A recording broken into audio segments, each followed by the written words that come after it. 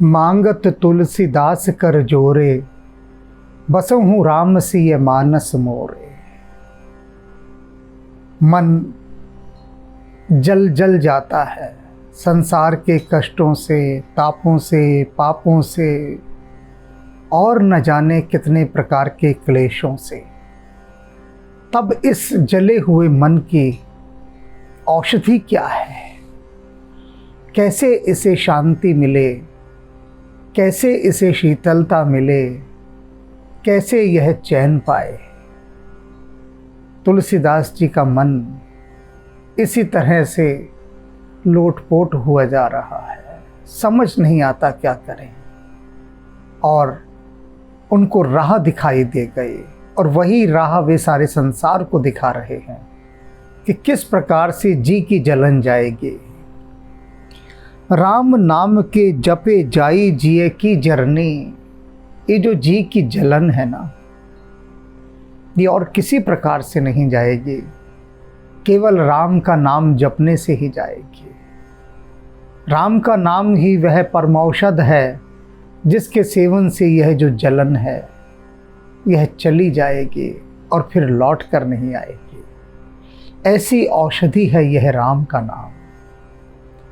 सदियों सदियों से इस औषधि का सेवन संत जन करते आए हैं, भक्त जन इसका पान करते आए हैं। कली काल अपर उपाय ते अपाय भय।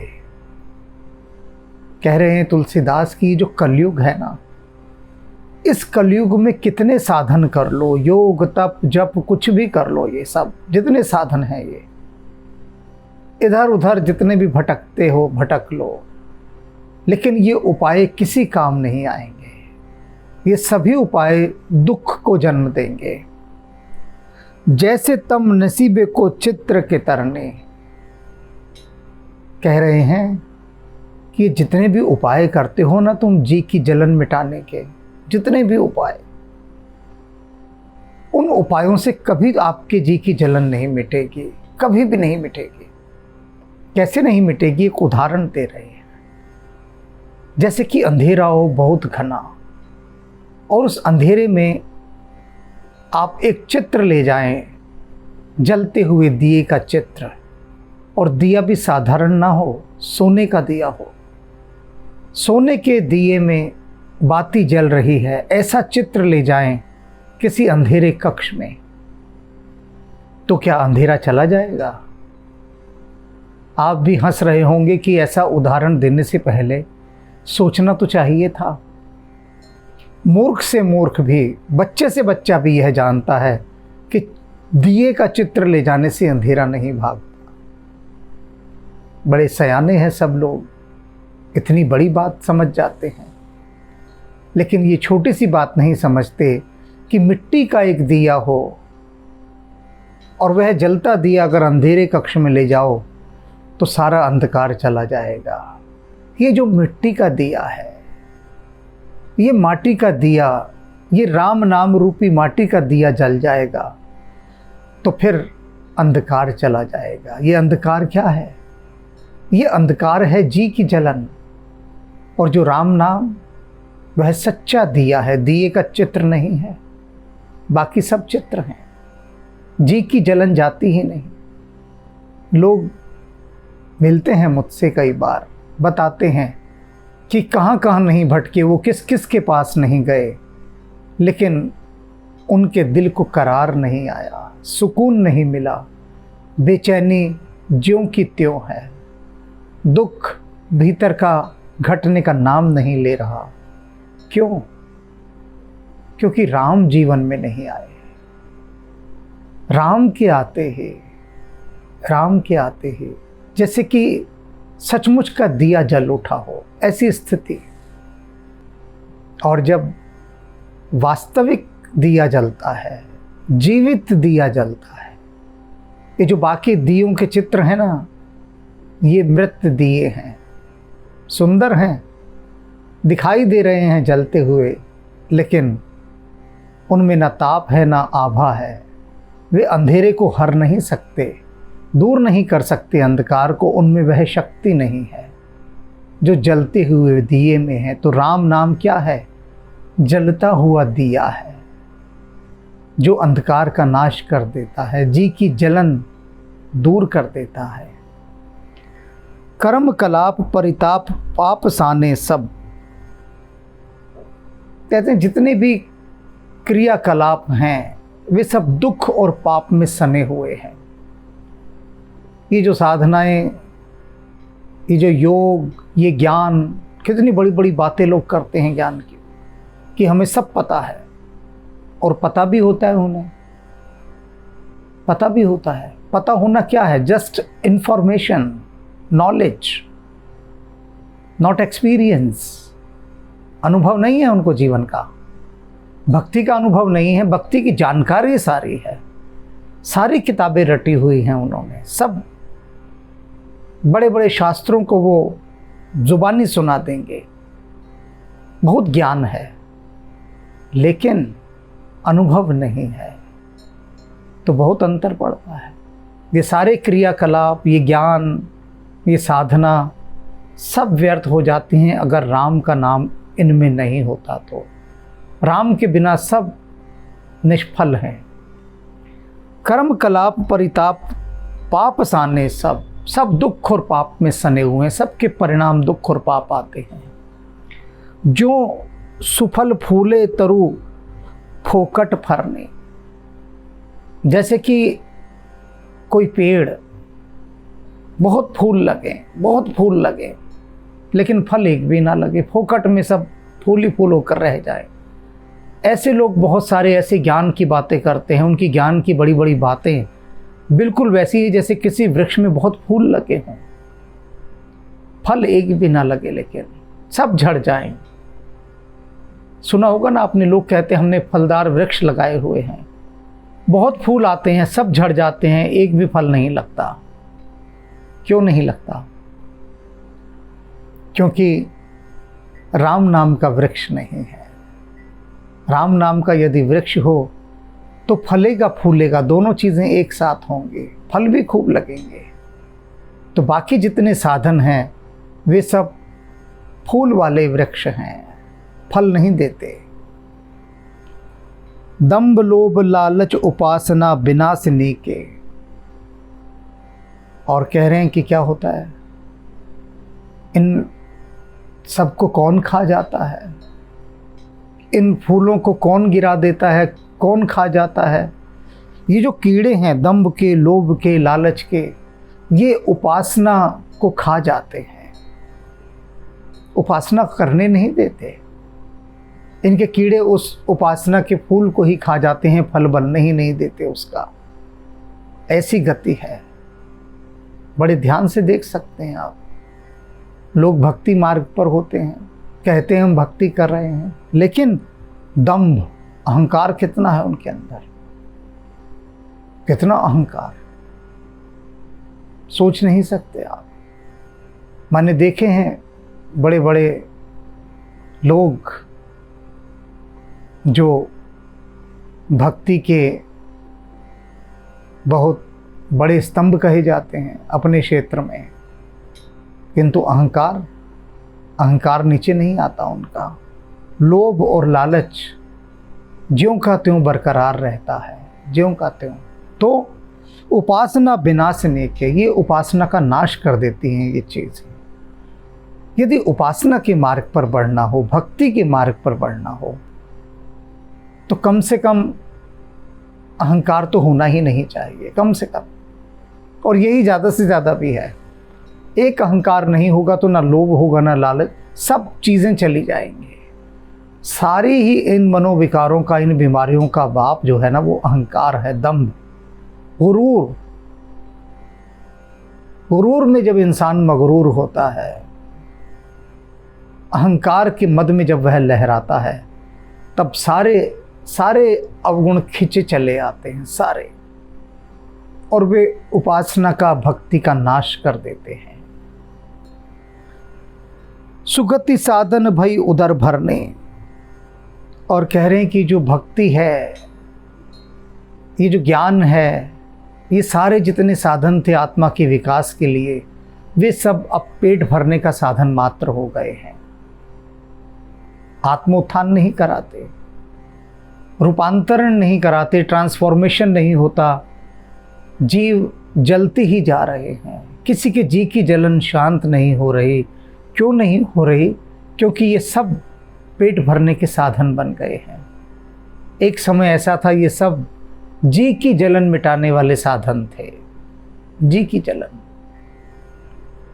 गुरु के पास आप जाते थे और जी की जलन मिट जाती थी। अब ऐसा बहुत कम हो गया है। ये कलयुग का प्रभाव है।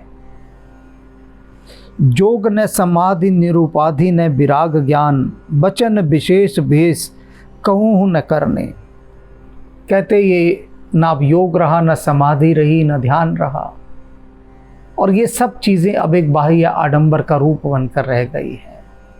ये सारी चीज़ें एक फैशनेबल हो गई हैं, और जब फैशनेबल ये चीज़ें हो जाएं तो इनकी वे परिणाम हो ही नहीं सकते कि जिन परिणामों से जी की जलन जाती हो।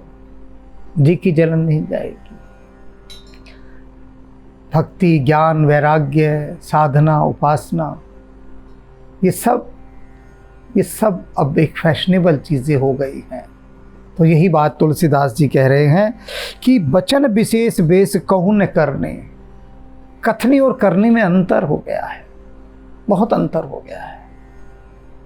तो जो बातें कही जाती हैं वे की नहीं जाती, और जब की नहीं जाती तो वे प्रभाव भी नहीं छोड़ती। प्रभाव तभी छोड़ती हैं जब वो की जाए, उससे पहले प्रभाव नहीं आता। बहुत कठिन होता है प्रभाव आना। आ कैसे सकता है? संभव नहीं है उस प्रभाव का आ पाना, क्योंकि करनी तो वैसी है नहीं। लोग कहते हैं कि हमने वह संस्था ज्वाइन की हुई है ज्ञान के लिए, ध्यान के लिए, लेकिन इतनी राजनीति है वहाँ पर कि पूछो मत। इतनी राजनीति है अधिकांश जगह पर। जहाँ पूछ लो कोई मठ है, आश्रम है, इत्यादि स्थान है, सभी स्थानों पर एक ही स्वर सुनाई देता है। अधिकांश जगह कि बड़ी राजनीति चल रही है यहाँ। तो यदि कोई आश्रम के बारे में, मठ के बारे में ऐसी टिप्पणी देगा कि यहाँ पर धर्म तो है नहीं, राजनीति ही राजनीति है, तब जी की जलन कैसे जाएगी? जी की जलन तो वहाँ जाती है जहाँ भक्ति की ही धारा बह रही हो, भक्ति के अतिरिक्त कुछ ना हो, सात्विकता हो, पवित्रता हो, निर्मलता हो, शांति हो, कोई लोक दिखावा ना हो, बाह्य आडंबर ना हो, किसी को प्रभावित करने का कोई प्रयास ना हो।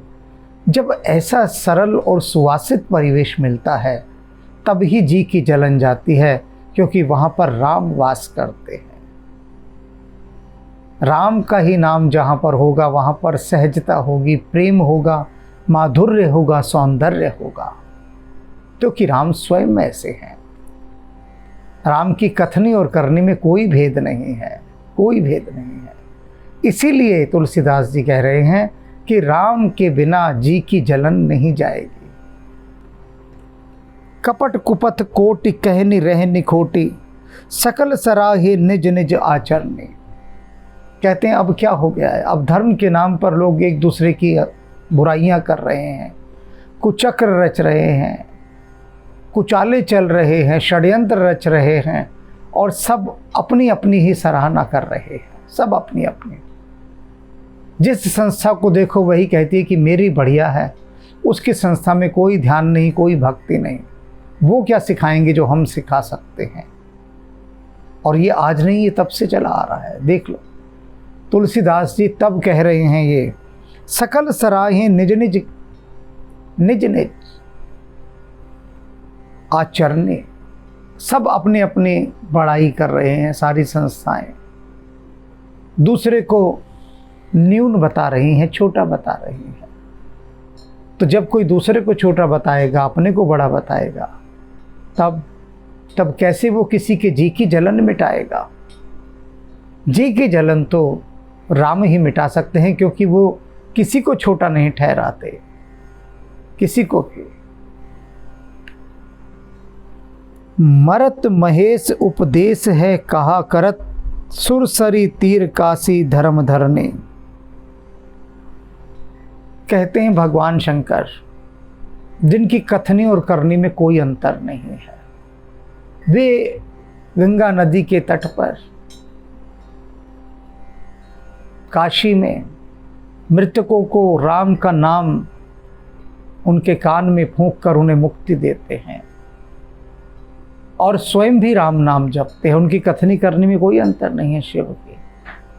कहते शिववत जब आप हो जाएंगे कि जैसे शिव हैं, उपदेश है कहा करत, सबको उपदेश देते हैं कि राम का नाम जपो, शिव उपदेश देते हैं और शंकर स्वयं भी जपते हैं।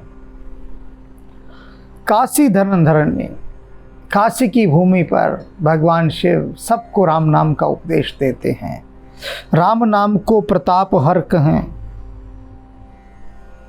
भगवान शिव हर राम नाम के प्रताप को जगह जगह कहते हैं। जपे आप, और आप भी जपते हैं, स्वयं भी जपते हैं, हर समय राम के ही ध्यान में लीन रहते हैं। स्वयं भगवान शंकर जिन राम का नाम जप रहे हों और दूसरों को उपदेश कर रहे हों, ऐसा हमारा जब चरित्र हो जाएगा कि हमारी कथनी और करने में भेद नहीं रह जाएगा, तभी ये जी की जलन जाएगी और राम नाम ही इस जलन को दूर करेगा। जुग जुग जाने जग वेद हूँ परने। इस बात को युगों युगों से ये संसार जानता रहा है, वेद वर्णन करते रहे हैं कि भैया सुन लो सुन लो सुन लो कि भगवान शिव राम का ही जप कर रहे हैं, उन्हीं को भज रहे हैं।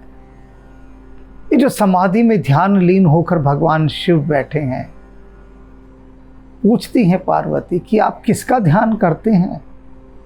शिव कहते हैं मैं राम का ध्यान करता हूँ, राम का ही नाम जपता हूँ। तो शिव जिनका नाम जपते हैं, सबको कहते हैं, दूसरों को भी, कि तुम भी राम का नाम जपो, राम नाम की महिमा का गुणगान करते हैं। ऐसी शिव के समान हमारी करनी और कथनी होनी चाहिए। मति राम नाम ही सो, रति राम नाम ही सो, कि जो हमारी बुद्धि है, मति, वो भी राम नाम से सराबोर हो जाए, उसमें डूब जाए, राम नाम मय हो जाए बुद्धि।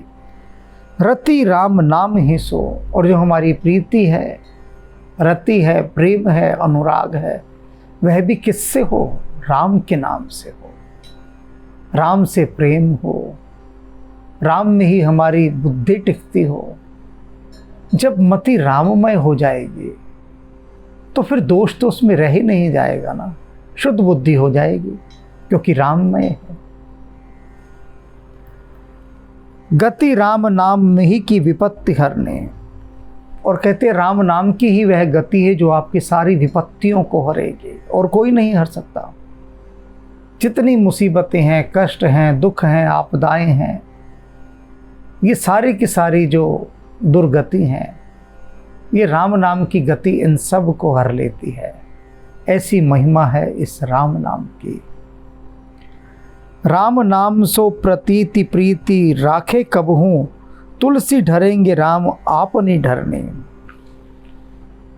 तुलसी अपने आप से ही कह रहे हैं कि देखो भाई, ये राम नाम के प्रति विश्वास और प्रेम को जमाए रख, तू डटा रहे, टिका रहे, इसे डिगने मत दे। और तू देखना, तुलसी ढरेंगे राम, ढरेंगे माने कृपा करेंगे। ढरेंगे बहुत प्यारा शब्द है। ढरेंगे कहते हैं कि जैसे सागर किसी बूंद पर आकर गिर जाए, पूरा का पूरा सागर बूंद पर आकर गिर जाए, इसे ढरना कहते हैं।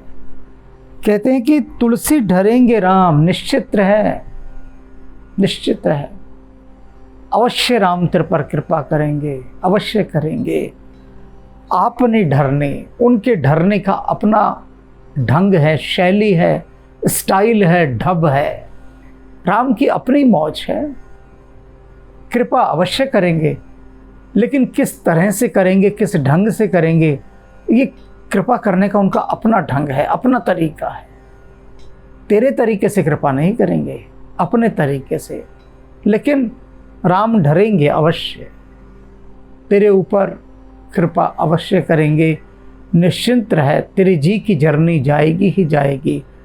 लेकिन कैसे करेंगे कृपा? अपने ढंग से। अब यहाँ एक बात समझ लीजिए, लगभग सभी भक्तजन एक ही बात कहते हैं कि राम उनको दर्शन दें, आके वे राम के दर्शन करना चाहते हैं, राम के दर्शन करना चाहते हैं। और निरंतर यही कहते रहते हैं। राम सुनते हैं उनकी बात, लेकिन राम का कृपा करने का ढंग अपना है, आने का ढंग अपना है। ये एक गहरी बात बता रहा हूं।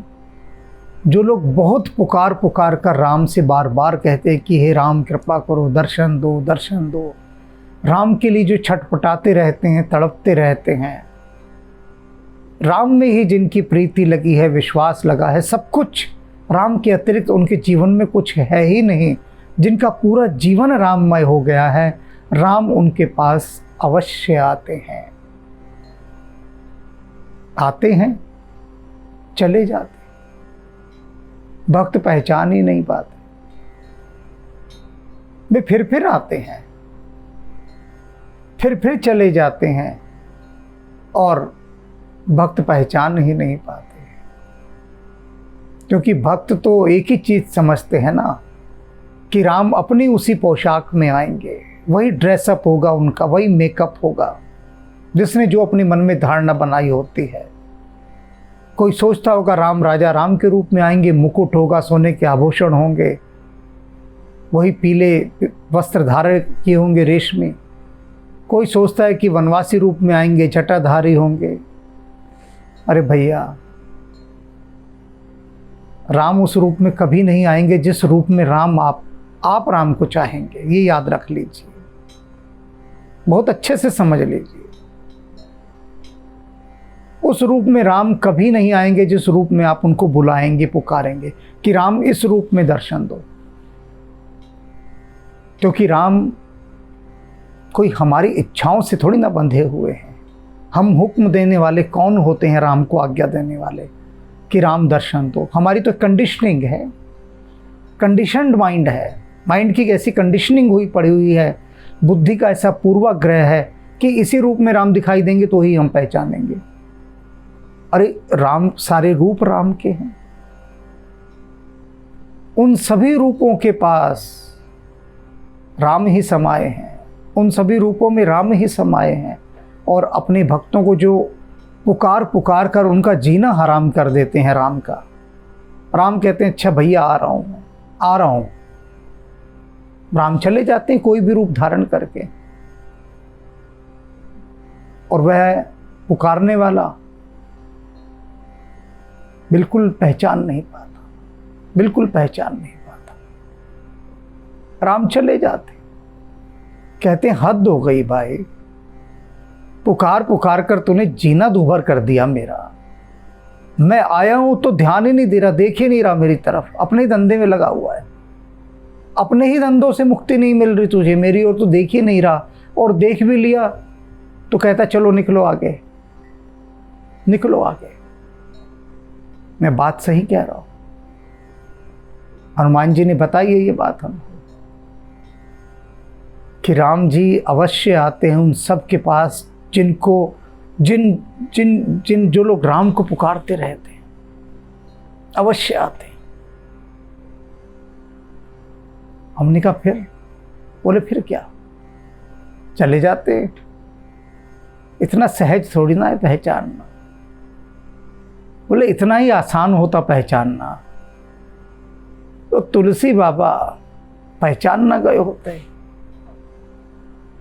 हमारे से तुलसी बाबा ने कहा कि मिलाए दो, राम जी से मिलाए दो। तो हमने कहा ठीक है मिला देंगे। अब हनुमान जी जब कह दे मिला देंगे, राम द्वारे तुम रखवारे, होत न आज्ञा बिन पैसारे। तुलसीदास जी तो पसर गए, हनुमान जी के आगे पसर गए कि बाबा मिला दो राम जी से, आप ही मिला सकते हैं। अब हनुमान जी बड़े सरल, भक्तों पर स्नेह करने वाले, और तुलसीदास जी वे तो राम काज करीबे को आतुर हैं। अब जो राम का ही काम कर रहे हैं, तो तुलसीदास जी ने कहा ठीक है, तुलसीदास जी से तो मिलवा ही देते, इनकी तो बात बनवा ही देते हैं। अब बोल दिए हनुमान जी की ठीक है, कल हम राम लक्ष्मण जी को लेकर आ जाएंगे आपके पास। अब बैठे हैं तुलसीदास जी, देख रहे हैं कि कब आएंगे अपने अनुज के साथ, रामानुज के साथ, रामानुज के साथ कब आएंगे, लक्ष्मण जी के साथ कब आएंगे। बैठे हैं देख रहे हैं, लोग आ रहे हैं, उनको चंदन लगाए जा रहे हैं, और देख रहे हैं उधर कब राम जी आएंगे, कब राम जी आएंगे। संध्या हो गई, नहीं आए। हनुमान जी से कहते हैं कि आप तो कह रहे थे कि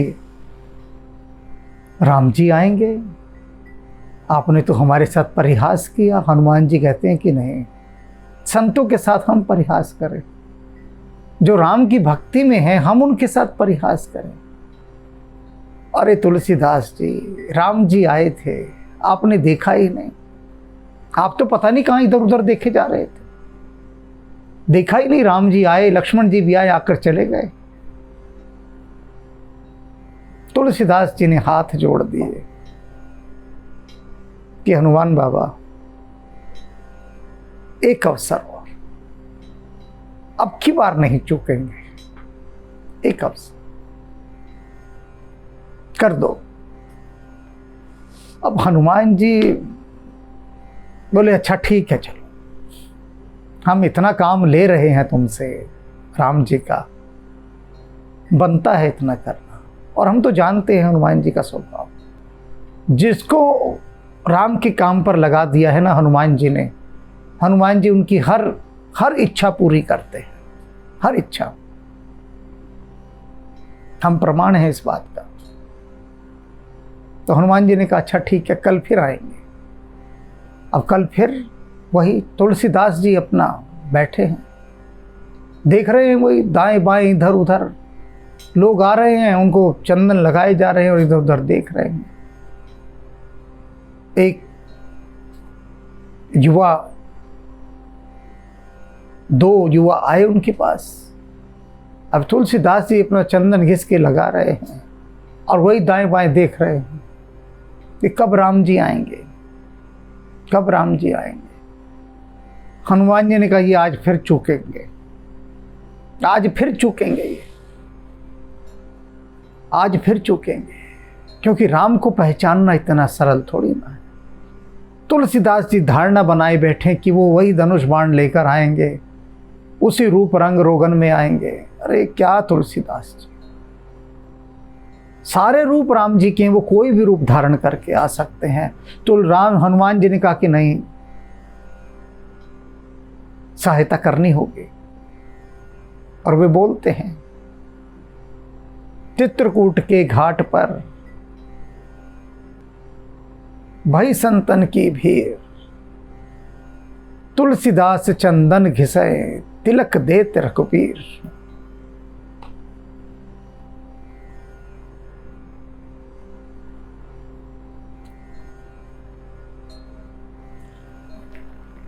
झटका खा गए तुलसीदास जी, झटका खा गए, एकदम आंख खुल गई।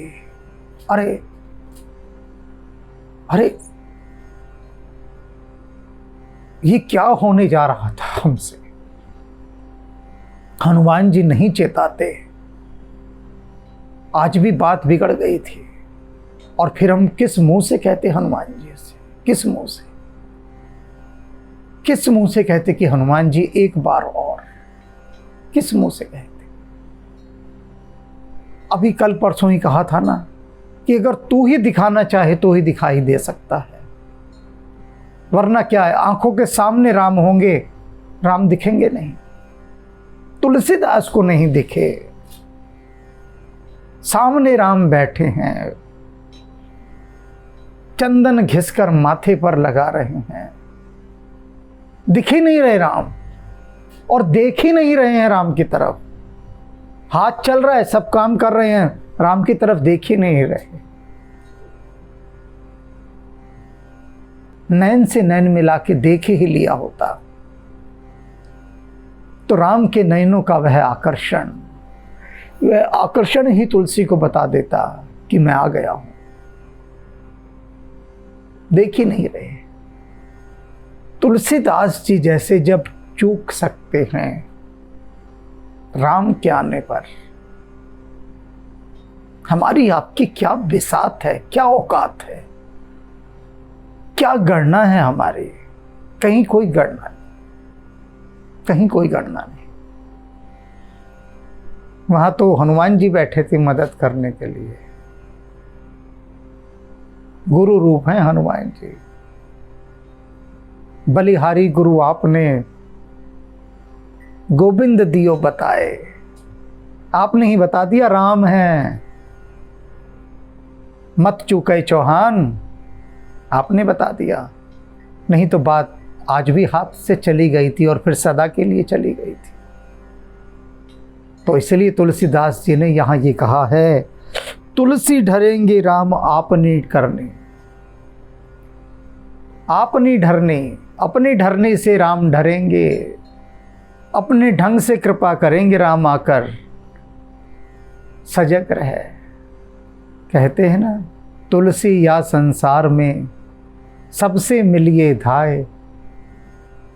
ना जाने किस वेश में नारायण मिल जाए।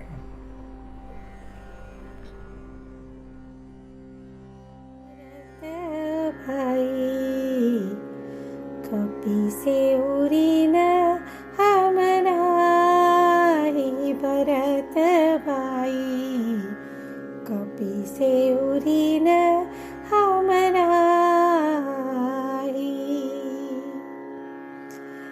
कपि से उरी न हम नाही भरत भाई। कपि से उरी न हम नाही भरत भाई। कपि से उरी न हम नाही। सौ योजन मर्याद समुद्र की। सौ योजन मर्याद समुद्र की। ये कूदी गयो छन माही। लंका जारी सिया सुधी लायो। लंका जारी सिया सुधी लायो। पर गर्व नहीं मन माही। पर गर्व नहीं मन माही भरत भाई। कपि से उरी न